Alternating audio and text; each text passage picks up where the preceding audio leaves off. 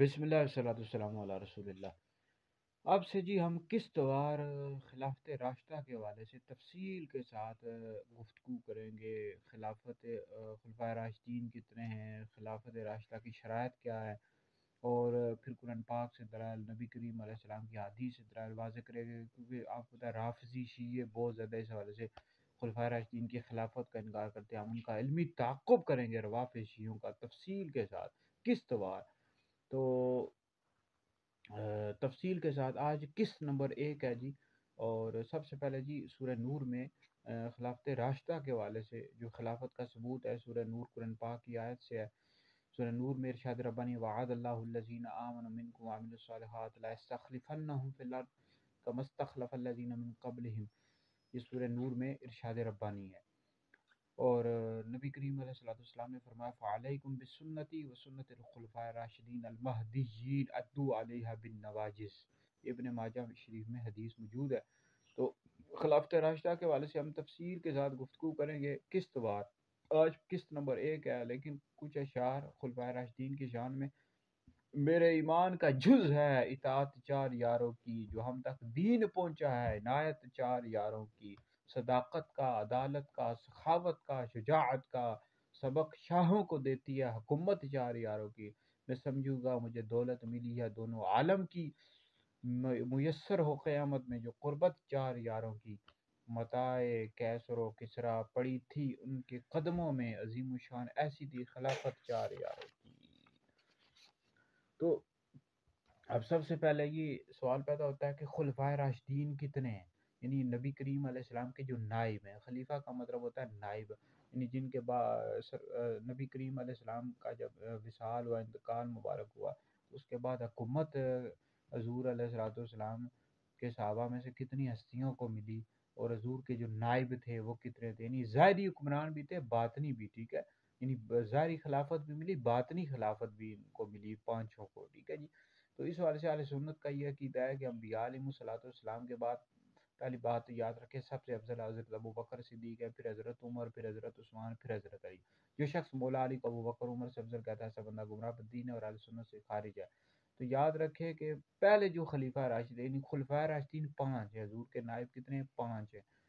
تو پہلے خلیفہ راشد حضرت سیدنا ابوبکر صدیق ہے، صدیق اکبر ہے، دوسرے حضرت عمر فاروق اعظم ہے، تیسرے حضرت عثمان غنی ہے، چوتھے حضرت مولا علی ہیں، اور پانچویں امام حسن مجتبیٰ ہیں۔ امام حسن مجتبیٰ رضی اللہ تعالیٰ عنہ پر خلافت راشدہ ختم ہو جاتی ہے، اور یہی اہل سنت کا عقیدہ ہے، جسے منہ روض الازہر میں موجود ہے وہ خلافت النبوت ثلاثون منہا، خلافت الصدیق و خلافت عمر و خلافت عثمان و خلافت علی و خلافت الحسن۔ تو یہ اہل سنت کی مین اسٹریم کتاب میں منہ روض الازہر میں موجود ہے کہ خلافت راشدہ جو ہے نا 30 سال تک ہوگی، اور یہ امام حسن پر ختم ہو جاتی ہے۔ شرح قائد نصفی میں موجود ہے ان الخلافت بعد رسول اللہ علیہ ابی بکر ثم علی عمر ثم علی عثمان ثم علی علی۔ جس طرح نبراس میں موجود ہے، فیض القدیر میں موجود ہے، خلفائے راشدین 5 ہیں: حضرت ابوبکر صدیق، حضرت عمر، حضرت عثمان، حضرت علی، امام حسن مجتبیٰ۔ اس طرح حضرت سفینہ نے بھی نبی کریم علیہ الصلوۃ والسلام نے فرمایا کہ میری امت میں خلافت 30 سال تک رہے گی۔ حضرت سفینہ نے کہا کہ ہم نے اس کو پایا جی ابو بکر صدیق خلافت، حضرت عمر کی، حضرت عثمان کی، حضرت علی کی۔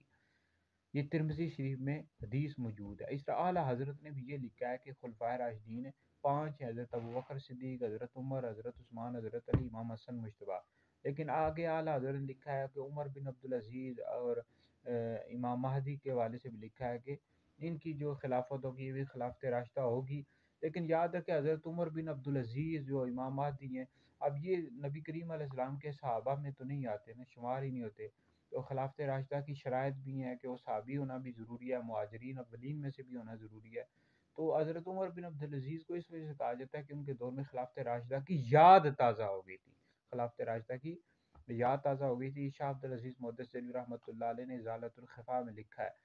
تو وہ صحابہ میں شمار ہی نہیں ہوتے عمر بن عبدالعزیز، امام مہدی۔ لغوی اعتبار سے ان کی جو خلافت ہے ان کو خلافت راشدہ میں شمار کیا جاتا ہے، لیکن شرعی لحاظ سے خلفائے راشدین 5 ہیں: حضرت ابو بکر صدیق، حضرت عمر، حضرت عثمان، حضرت علی، امام حسن مجتبیٰ۔